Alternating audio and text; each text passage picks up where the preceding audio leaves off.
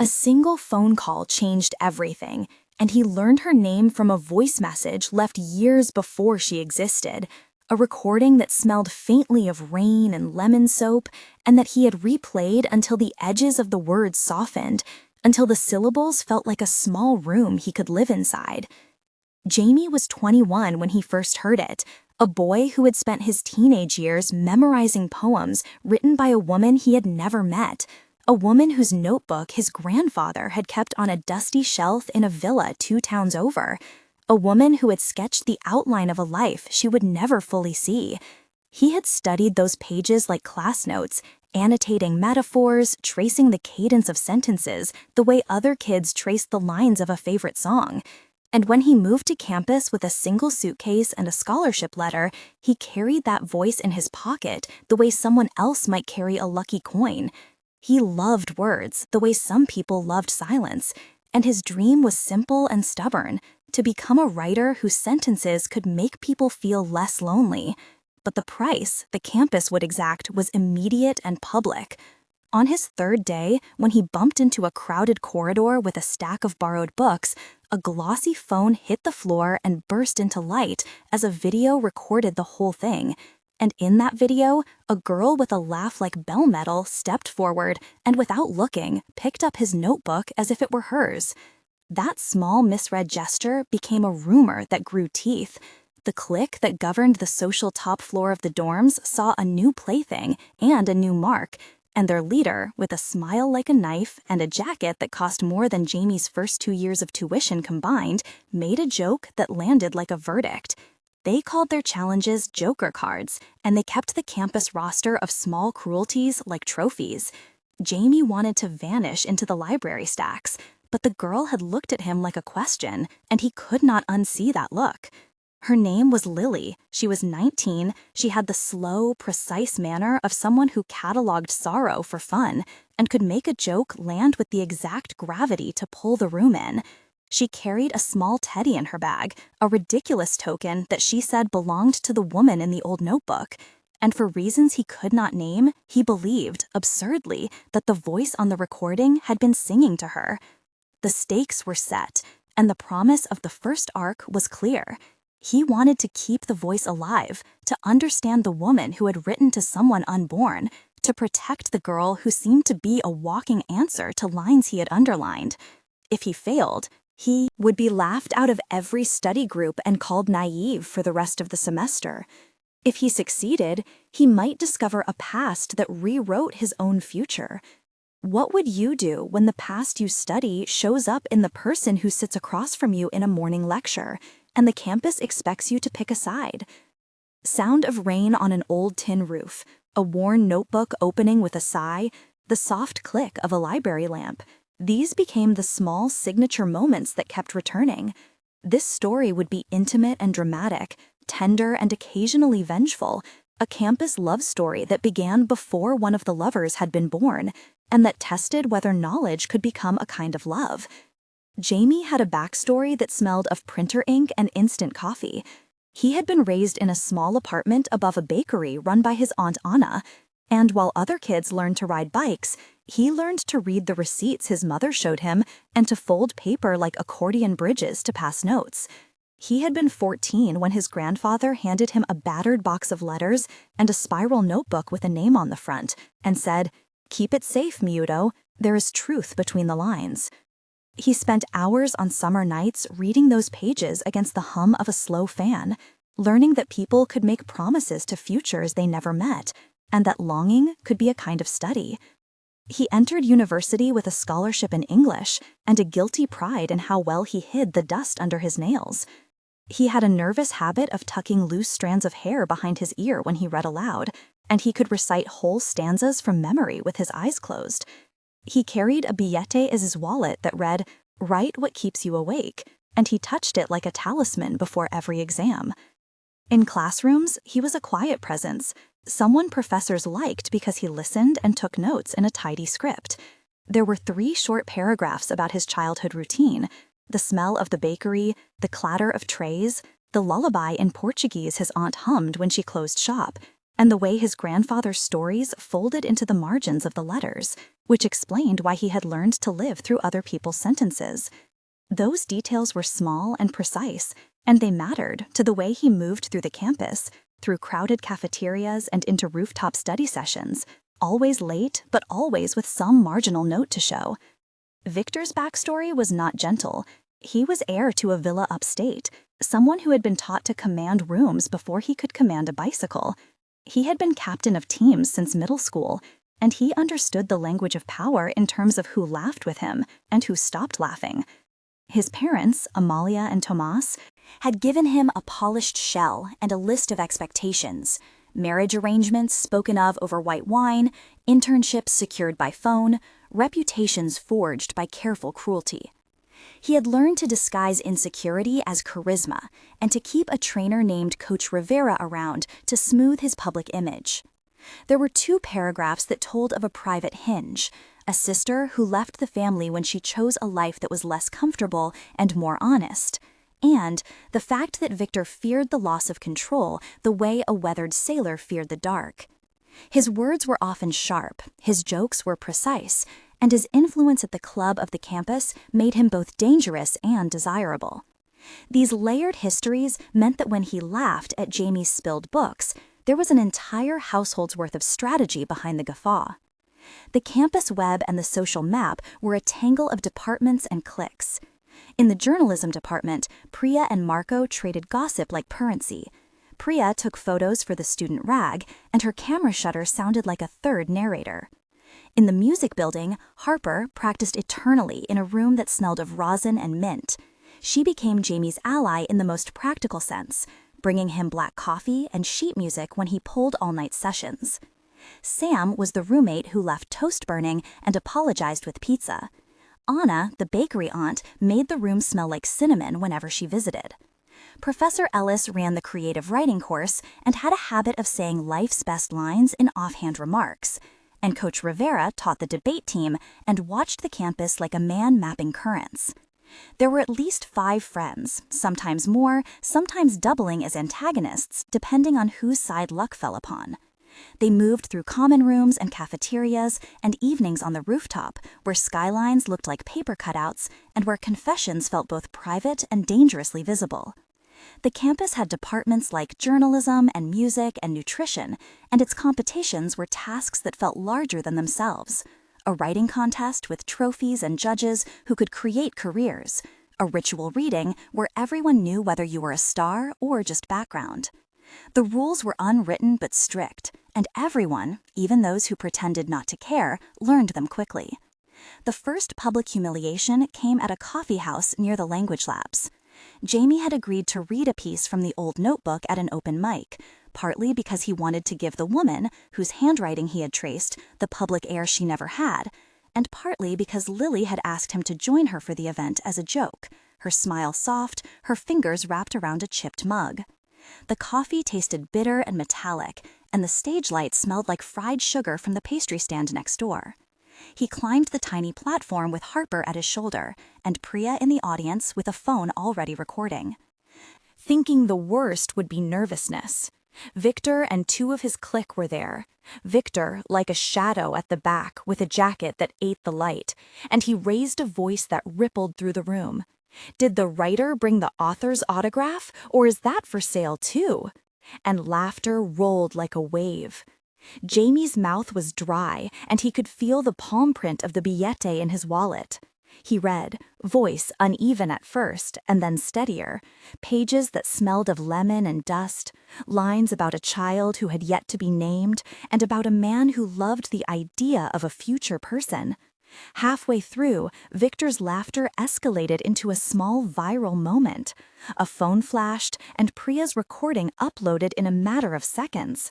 A caption appeared, sardonic and cruel, a Joker card emoji tacked on, with a comment that read something like, "New campus poet tries to sell us a ghost story." And the clip took on a life. After the coffee house, Jamie walked home with a smear of pastry on his sleeve, a dry throat, and the knowledge that the video had been shared, that a scandal was a little like a living thing that multiplied only when fed. Lily was quiet, but when she spoke, she placed a hand on his elbow and said, "Ignore him." And her voice in that moment smelled like mint and something fierce. He almost believed it could be ignored.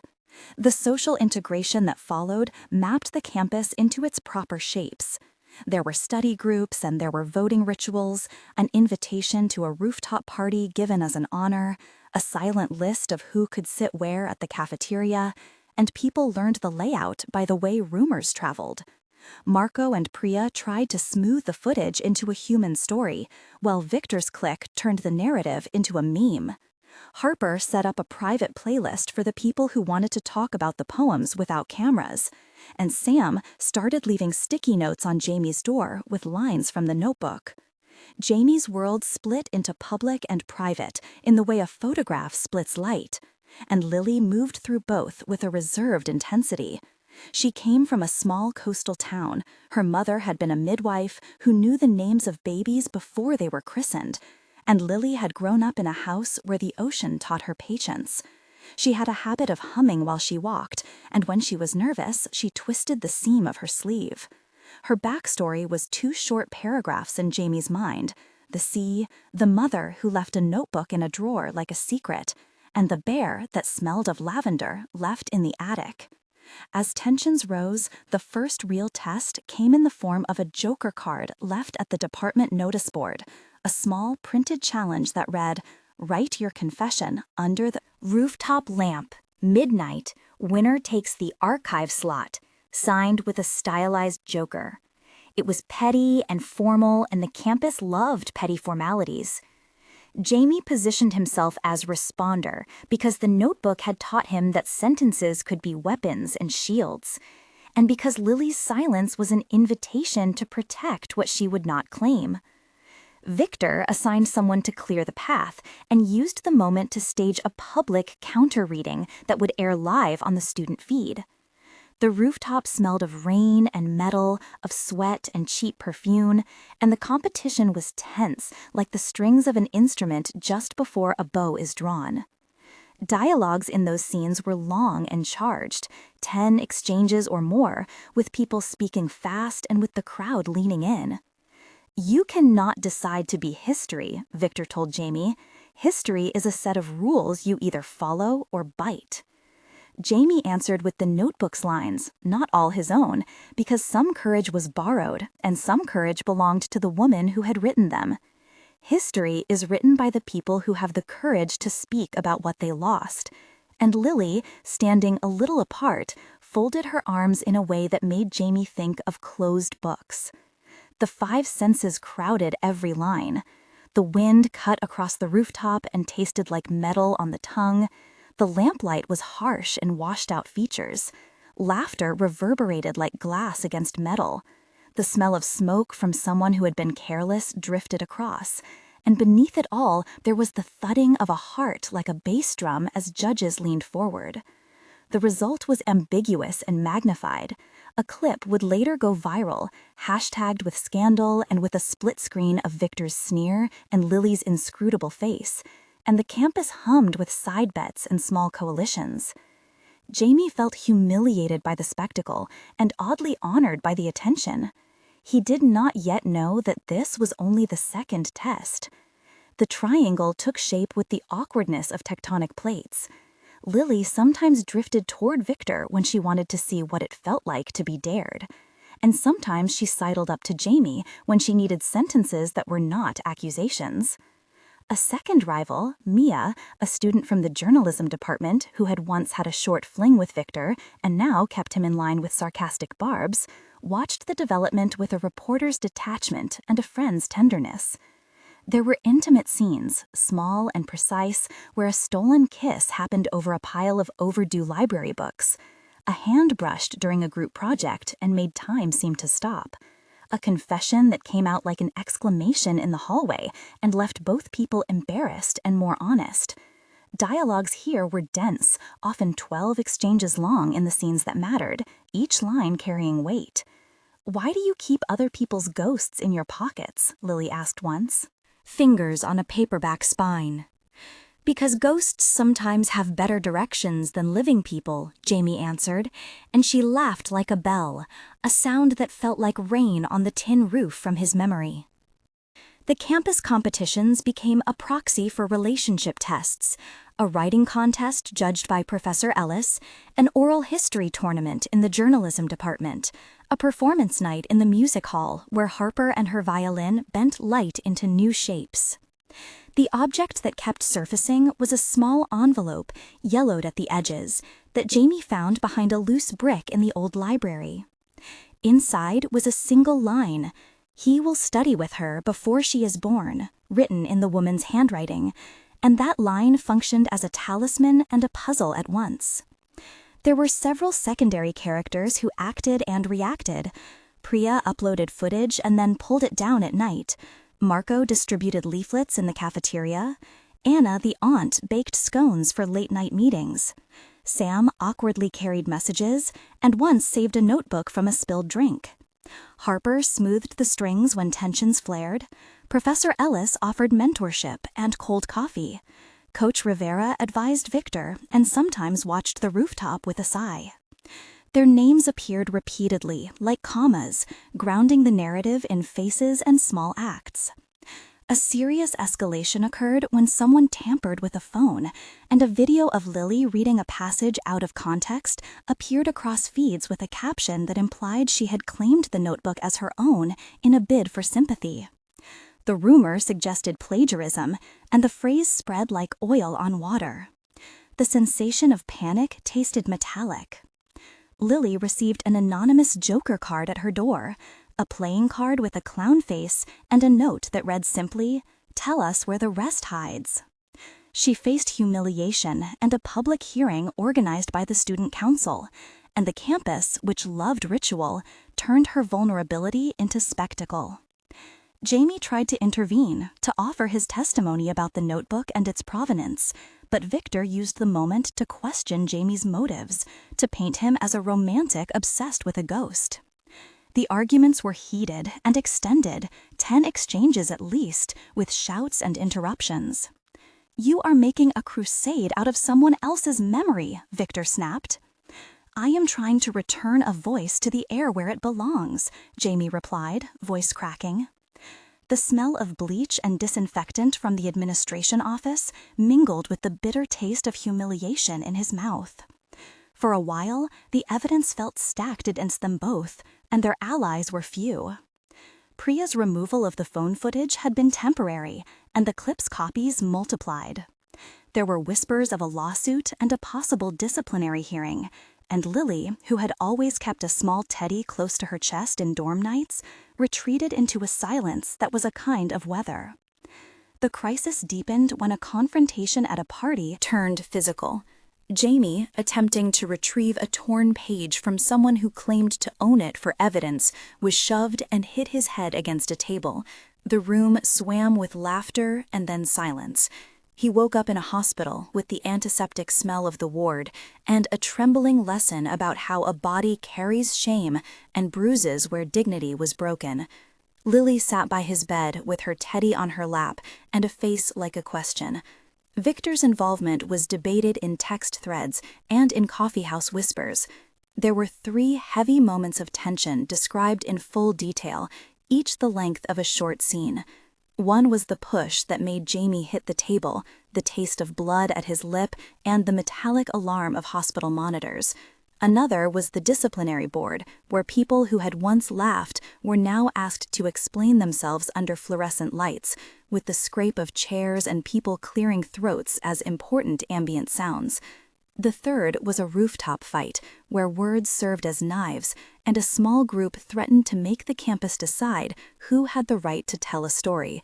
Each of these moments occupied its own space, running 2 to 3 paragraphs, rich with senses, and each left aftershocks that changed alliances. Sam sent flowers, Anna called the dean, Harper played a piece under a streetlight to quiet their nerves, and Priya wrote a long article that did not go viral, but reached the ears of someone who remembered the woman in the notebook. recovery was messy and crowned by a public competition that functioned as the narrative's main tournament, a campus-wide archive presentation in which teams had to compile oral histories and perform them. Jamie partnered with Lily and with Harper and Priya and took a slot that felt like an all or nothing. They trained in a small study room smelling of chalk and coffee, rehearsing lines until the cadence felt natural, rehearsing silences until silence itself had shape. Preparation was procedural in a way that required technical descriptions. The team practiced transcription techniques, learning to attribute quotes accurately and to preserve tone by keeping original pauses rather than smoothing them, which involved a step-by-step cataloging of interview segments, cross-referencing dates and contextual notes in a shared document, and archiving source materials in a locked folder for verifiability. They rehearsed the presentation cues, marking sound effects and lighting cues for the archive hall, and they prepared a backup plan in case any file went missing by printing copies and ensuring 3 redundancies across drives. These procedural notes took about 3 paragraphs to explain and made the performance feel plausible as an academic exercise. The sequence of training scenes contained long dialogues of instruction and encouragement, with Jamie reading passages and Lily annotating them, Harper tuning background music, Priya prepping the camera angles to avoid the kind of footage that had once hurt them, and Professor Ellis offering editorial advice that was blunt and wise. The sensory detail in these rehearsals was dense, with 5 to 6 sensory markers in each important scene to ground a reader. The smell of toner, the texture of paper under fingertips, the tang of lemon on Lily's lips from a drink she kept sipping, the scrape of a chair against tile, the low vibration of a phone as a message arrived. The main competition was a layered spectacle. Under stage lights, in front of judges who had once been students and who now had reputations to protect, they presented. Jamie opened with the voice from the notebook, played through a recording they had restored, where the woman addressed someone she had not met, and then Lily stepped forward and read a letter aloud in which the woman had written about teaching a child who did not exist how to breathe courage into sentences. The room smelled of dust and perfume, and the audience listened like a body holding breath. Victor's team presented something slicker, polished, with a trainer's tacked-on bluster. When the judges deliberated, a hush felt like a physical thing. The result was controversial and public. Some called it a triumph of authenticity. Others called it sentimentality dressed as scholarship. There was a protest outside the hall and a small rally in the cafeteria that spilled into the night. The outcome changed reputations. Jamie and Lily did not win the top award, but they won a kind of vindication that meant people would look at the notebook and at its lines differently.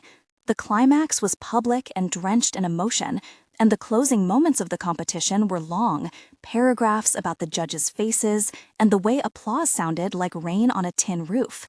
The resolution involved reconciliation and the settling of accounts.